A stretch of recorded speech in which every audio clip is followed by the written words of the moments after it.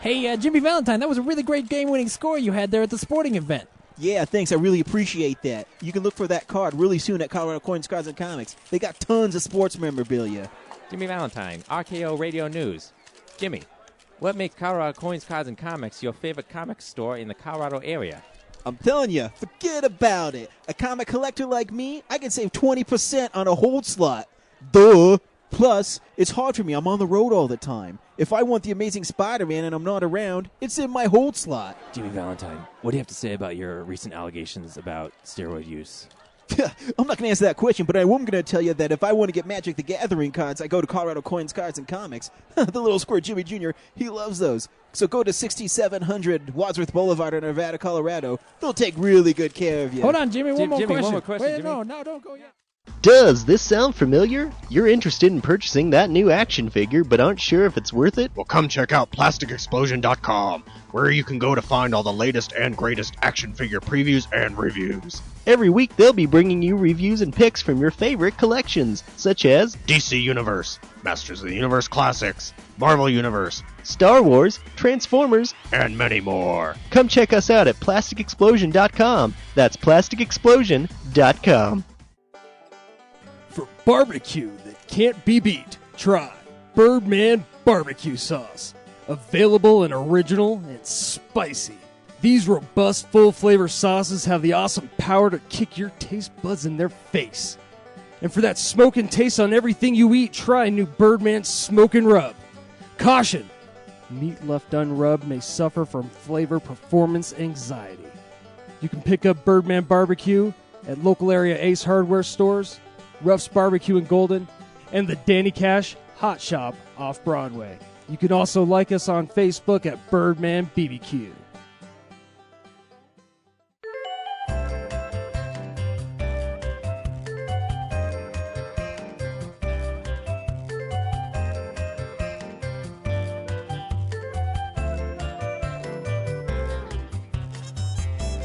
Welcome to the podcast. I am Ryan. To my right is James. And this week on our incredible filmmaking interviews, we have Dylan Kohler, who wrote and directed a short called Chili, which was at the Telluride Horror Show, which was my favorite short from the show. And he was so cool to sit down with us because I was so worried, just like Raphael, he had a great short too. I'm always so worried that I have to watch these movies and sit down with these filmmakers and pretend that I like them. But I really like this one. And he was the first one. He sort of sat down and warmed us all up, and all of a sudden we were like at a convention, ready to go. It was really neat. Exactly. The cool thing about Chili is it's kind of a film noir. It's not straight up horror. It starts off as kind of a 1950s educational film about refrigeration. Yeah. And there's a talking ice cube in it that's animated and voiced by Tom Kenny, who is the voice of SpongeBob SquarePants. And it's really good. And if you want to hear someone who made it talk about it, then please listen to Dylan because he probably tells the story better than I do. Awesome. Welcome to the Telluride Horror Show again. I am Ryan. That's James. That's Brad. And we are sitting with... I'm Dylan Kohler. Dylan Kohler, you did a really cool short film here called Chili. Thank you. Do you want to talk to us a little bit about the process of making Chili? Sure. Let me see. I've been making short films with some friends of mine. We have sort of a collective group called Kohler, and a few of us went to film school together. Some others didn't, and it was just like a way to practice. And somebody will come with an idea, we'll write it, and then we'll do it. This one got a little more elaborate than the rest of them because... it was the first one that was going to involve animation, so I knew, all right, I treat this a little more seriously. And I really liked the idea.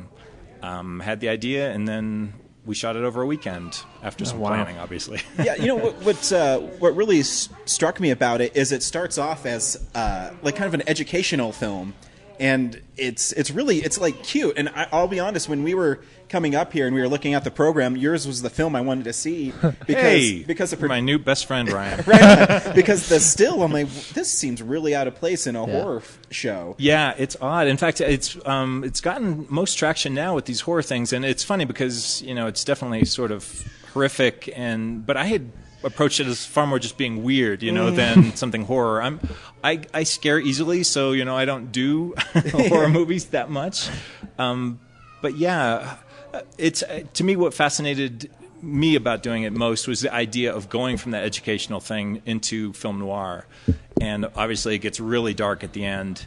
And the other part of that is not only can I change, would it be possible to change genres, but I wanted to know, can I really sort of screw up the tone, and will the audience still hang with it? Were you inspired by Tales from the Crypt by any chance? Because to me it kind of has that feel where the actor in it, he portrays a guy who you know there's something wrong with him. Yeah. And it starts off kind of, silly and goofy, but then it takes this really dark turn. And you can see it as soon as Chili mentions something about keeping meat cold. Yeah. And the guy's mood changes instantly. Isn't it great? My lead is Frank Pichulo, and he nailed it right from the casting session. I think I was inspired probably from Tales from the Crypt, but also The Twilight Zone. And as I was doing research from those educational films, I mean, they're already sort of heightened. They have their own weird vibe to them. So it doesn't take much to kind of tweak the weirdness. Yeah. And it's sort of fun to actually watch it in these horror festivals, too, because the audiences are so tuned to, all right, bring me the weirdness. What's going to happen here? And when you don't, it's a bit more of a surprise. Too, because you don't, the horror doesn't come from, violence. It doesn't come from a monster. Right. It seems like it's kind of rooted, besides the talking ice cube, in some sort of a reality where you relate to this guy and you think he's just going to commit suicide. That's what I got. And then it takes a really dark turn. And to me, I think that's more scary than just, I'm going to rip your guts out. Oh, thank you. That actually scares me more. And boy, that's a great tribute, because the stuff that I find most haunting is the stuff that's very psychological, that you can see, now I see the whole backstory, where you ask the audience to fill in all the blanks and do the work. Because then, and I mean, the script is obviously very fantastical with the talking ice cube and so on. But it all sort of makes sense, too, if you look at it, I hope. Oh, yeah. I mean, because, right away, even with the title card, you see the educational part, and the gentleman who plays the Ice Cube is a very prolific voice actor. That is Tom Kenny, and boy, were we lucky to have him. And his wife, Jill Talley. It was sort of a 2-for-1 special. I used to do animation a long time ago. I worked for Disney, was very low in the ranks, but people kept asking me, are you going to do something that involves animation? I thought, well, maybe I could do something, but my animation is my skills have degraded so much. What could I do that'd be the simplest thing to do? And I thought, I could do a cube. And thank heavens I didn't end up doing the animation. My friend Ken Duncan, his studio, ended up doing the animation. Did an amazing, world-class job. And in the course of working with them, through their network, they actually know Tom Kenny, who's done the voice of SpongeBob SquarePants and a zillion other voices. And Tom read the script, said he'd do it, and he brought Jill in to do the voice of the wife as well. Yeah, because, what's great, too, is, he does a reading where he's this happy-go-lucky Ice Cube, Chili, but when the main character, he starts going a little off the deep end, his mood changes. And he's constantly trying to say, no, I'm just an ice cube, don't do this to me. And Buddy is just losing it. And it's a great play. And can you talk, the ice cube fits in the story, the colors and everything, and the animation is so well. How did that play? Did you have a stand-in for him for the actor to play off of? We did. It was very much an effects shoot where we shot the live action stuff in 2 days. And my art director, Darby O'Neill, who's also one of the producers with Ian Camacho, she basically built for me an armature. And I'd use that armature to, kind of get eye lines and for us to work out lighting and everything. And then we'd even give those as reference to Duncan's studio. It's, I hadn't never done sort of a VFX shot, but I'd read enough about it that I figured, all right, this is, how hard can that be, right? And then fortunately I'm surrounded by really talented people. Not only Duncan's studio doing the animation and the composite, but our gaffer, Brian Sorbo, came from visual effects himself. He had a background, and on that last shot, we ran into a little difficulty because, of course, our amazing stunt woman, Jill Brown, was in frozen water. I mean, it was just about that was freezing real water. ice? It was real ice water. She's, worked on Titanic, and, she's been a stunt woman for years, and she said afterwards, that was literally the hardest stunt I had to do in my 14 years. And, despite her best efforts in that cold water, like a finger would move or we'd see a little ripple. And Brian Sorbo took me aside afterwards and said, I might be able to help you. I've got some compositing skills, and maybe we can work out those glitches. And sure enough, he did some visual effects that just kind of make that look absolutely still there. Oh yeah, I mean it's scary. Yeah, I mean, it really is, right? Because like I said, it takes a totally different tone that you would never expect. And so you mentioned earlier that you worked for Disney. What other backgrounds do you have as far as filmmaking? What intrigues you as a filmmaker? Is it just something strikes a chord with you and you decide to make it? Because Chili, I would never have the I don't know what am I looking for? Talent to think of that. And well, it's definitely bizarre, and I don't know. I guess I'm a big fan of things that are a little more unusual or a little innovative, where I get excited by the idea. I'm a fan of Charlie Kaufman as a screenwriter, in part because of that. He'll find things that just have a little different approach. And as far as my background goes, I was like an animation nerd as a kid, and in fact, I'd go to the library, and I'm so old that it used to be like a card catalog instead of online. And I'd first look up animation in the card catalog, and I'd find all the animation books. And that eventually led to a job at Disney. But I had also done a computer science degree in college. And so half of the time I was in story, and then I was working on computers. And so anyway, I have sort of a technical background that kind of is where my career really went. Like I said, I animated briefly, but then jumped off that bandwagon after Beauty and the Beast. So it's sort of a mishmash of a career. Maybe that's why I like mishmashes of films. and does that help you as directing, being from a technical background, because you understand maybe shots better and what needs to be accomplished in a shot? I think it does, although I think the best training I've had has been the other degree I did in college, besides computer science, was creative writing. And I think that's what's fueled my love, even when I've worked on movies that I really haven't liked, is it's always been about, like, how do we tell a story really well? And I found that as I've been working with all these friends who are so talented, is that all of us, I mean, the best people will bring all their amazing technical skills to just like, all right, now I think I know what's supposed to happen in the scene. How do we get that emotion across?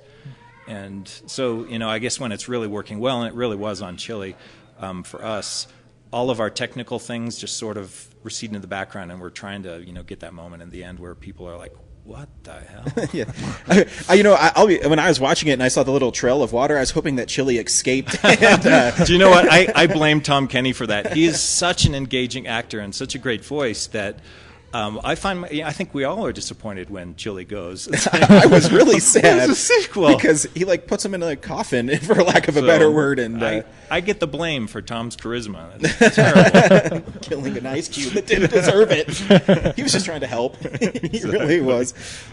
Another aspect I thought was great about it too is it's only 5 minutes, and you get you mentioned it before, but is it hard to get someone to have that much emotion and bring that out in them in 5 minutes to tell the story of what happened? Because the voiceover for the wife doesn't come until the last minute, 30 seconds. And I knew his wife left him. And for some reason, I just knew that this is why this guy is distraught.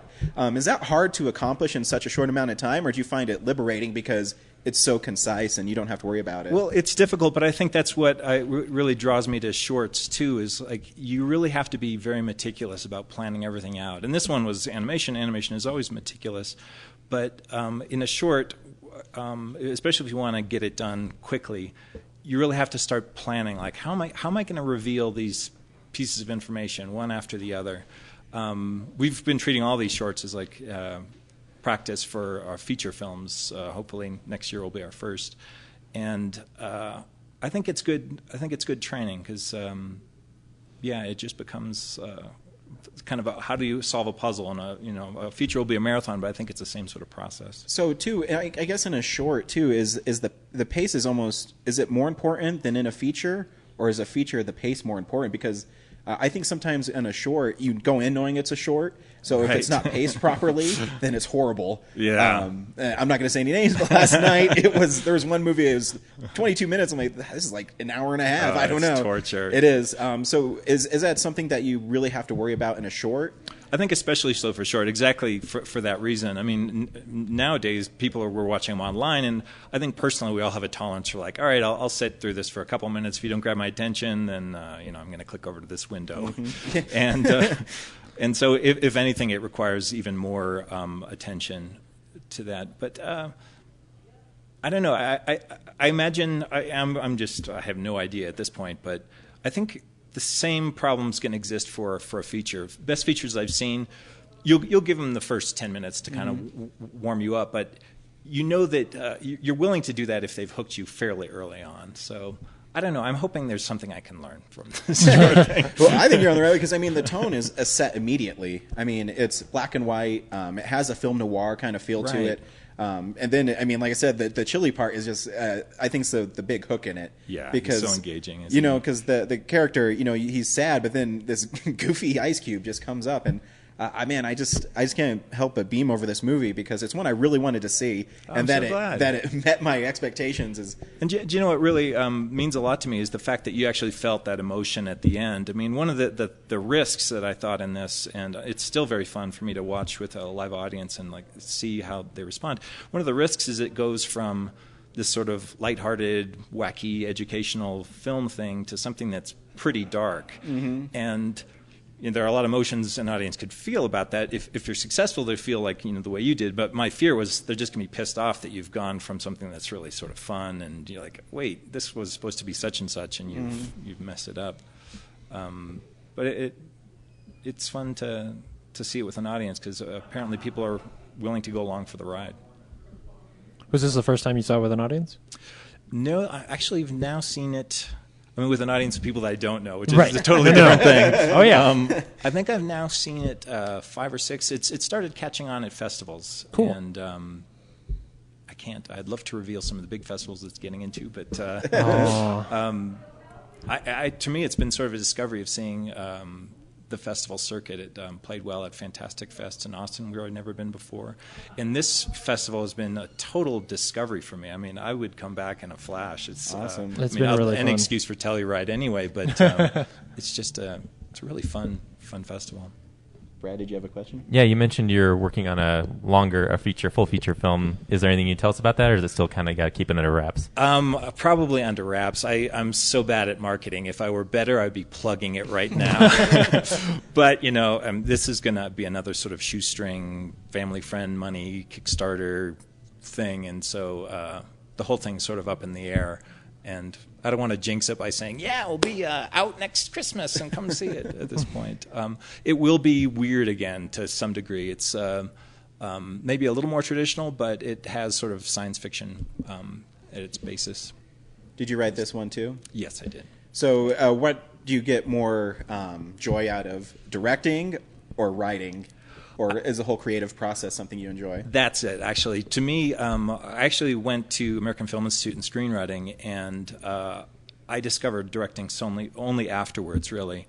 And to me, that's become the greatest joy, is actually seeing something you've written morph, and you doing the morphing, knowing where you want it to go, seeing the limitations, seeing the constraints, seeing all the opportunities of people you're going to work with and locations and all that sort of stuff, and making it all happen in the end. To me, the ride, I mean, it's exhausting. Even preparing just for those 2 days was exhausting, so I can't imagine a feature. But it's such a gratifying experience to have this sort of collective mind working on it. Our group, again, is called Kohler, and we get, somebody will come up with a script, and then someone will shoot it, and somebody does craft services, and I don't know, it's the best way of sort of playing with grown-ups that I've had.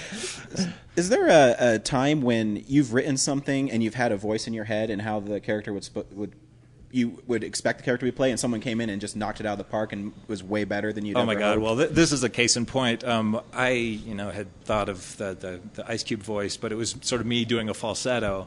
And of course, when Tom Kenny comes in, it's like, wow! Now this is a living, breathing Ice Cube. And it was fun doing the session with him and Jill, just to see what pros they are. I mean, we only had think it was just 2 hours to record all that. Wow. And the first bit was just, finding his voice, and he, it's close enough and registered to SpongeBob that he kind of fell into that by accident and then found something else, and we kind of shaped something that really worked. And Jill as well, like finding somebody from that era. I'm not distracted. I don't remember what the question was. Character finding a voice. That Oh you had yeah, in your so head. Tom just brought it to life so much. And the thing about a great voice like Tom's, and I've worked with, where I've been on movies where there've been other great voices, but somebody like Tom's, then the animators get inspired. Like when Duncan Studio came in and did their animation, the foundation was already really laid for them. We had done a character model, and then they just, plus it even more. It inspires them to do really good work. And I mean, yeah, it works because, you're right, because you can maybe hear a little SpongeBob in it, but it's just enough different where, I mean, I know who he is because, like I said, he's prolific. Yeah. And, but you hear it, and you're like, I know that guy. But I think that's a tribute to any voiceover actor, and I think that's why they're so much better than celebrities who come in and do it. No, exactly, because they have such a range too. I mean, I could have gone even further away from SpongeBob, but this was engaging enough. It's amazing how prolific they are. Both Tom and Jill, Tom Kenny, Jill Talley. I was just up in Milwaukee for their film festival, and one of the films there was Everything is Beautiful, which I encourage you to see, Wayne White documentary. And Wayne has done, art direction for Pee-wee's Playhouse. He's done all sorts of stuff, and including he art directed a Smashing Pumpkins video called Tonight Tonight. And I met Wayne at the festival there, and as we were talking, it dawned on me, oh my God, you actually cast Tom Kenny and Jill as leads in that, or at least they were the leads in that production, as they are in Chile as well. So, yeah, it's he's so prolific that we even work together, and I don't even work. We even have people that work in commmen. Yeah. So I hope Chile comes back because it can be reformed. We need a sequel. Because, I'll just reiterate one more time. You should really see this movie because, the Ice Cube. It sounds silly, but his emotions are just amazing. It's really fun. I've been amazed to find out how engaging Chile is. I mean, the sadist in me really did want to kill him off because I knew it would get a reaction. But people are so disappointed that this Frank, our lead, has killed off Tom, the Ice Cube, that I've had people come up to me afterwards saying, now, I wonder, is Chili in the bathtub, or is there any way that Chili is? Can you bring him back? He didn't want anything bad to happen. Sorry. Well, if he just I didn't get to see it, but if he just evaporated, the sequel is how he That's right. precipitates. We'll and go then into heaven and rain down, and circle of life. in Alaska, so he freezes again. We can maybe still the circle of life song and bring that in. Every Ice Cube ends up with just a little bit of chili in it. That's right. Oh, that's cute. That is the heartwarming note I wanted you to have. So is there a place online where we can find you and check out maybe trailers for other movies or check out your other short films? Yeah, if you go to kohlab.com, KOHLAB.com, I think we have a website there. We're busy making stuff. As you can tell, I'm not very good at marketing and stuff, but when we get into our feature, there's going to be lots of stuff for that, and hopefully we'll be able to generate some interest that way as well. Well, I think you're great at marketing. I was really engaged with what you had to say. Do you have something else, Brad? No, It's your interviewing skills, guys. Thanks so much for stopping by. Your movie was that was amazing. awesome. Thank It really you so was. much. I appreciate it, you. Ryan. Thank you. That was really good. Thank you. Thanks, Dylan, for stopping by. We found out that he worked for Disney, and he says, "Oh, I wasn't that important there." I know. And then when we talked to Raphael afterwards, he says, "No, dude, he invented all this stuff for." What did he do? Do you remember? Yeah, but it was about the the CG kind of stuff that they were doing. Anyway, it's important, all, and he downplayed it, but it's really important. Yeah. So you can check out all his stuff. And just the fact, because he was so soft spoken about everything. Yeah, and he was so nice. He was at Disney for a long time, and has worked at all these other animation studios on big movies. When we had breakfast with him, he was telling us about it, and we're like, "Oh man!" And he just, he's just cool about it. He's whatever. That's what I did. Yeah, like it's nothing. You can go to kohlab.com. It's KOHLAB.com. YouTube.com/chili, and it'll tell you all about it. It's a tale of woe and modern refrigeration.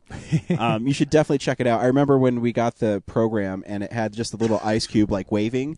I said, I don't know what this is about, but it's a cute little ice cube in a horror festival. I want to see it. Yeah. And it's really cool, and it's dark, and you should check it out. Yeah, see if there's ever going to be a showing near you, or if he ever does put it up online, just keep your eyes out. You know. Yeah, and his film is Collab Films, and they have a bunch of guys who work for him, and he's really cool. He talks about how he set up. You just listen to it. He talked about how he set up shots, and I loved it. Yeah. So you should check it out. It's a little short. Thanks, Dylan. We appreciate it. Good guy.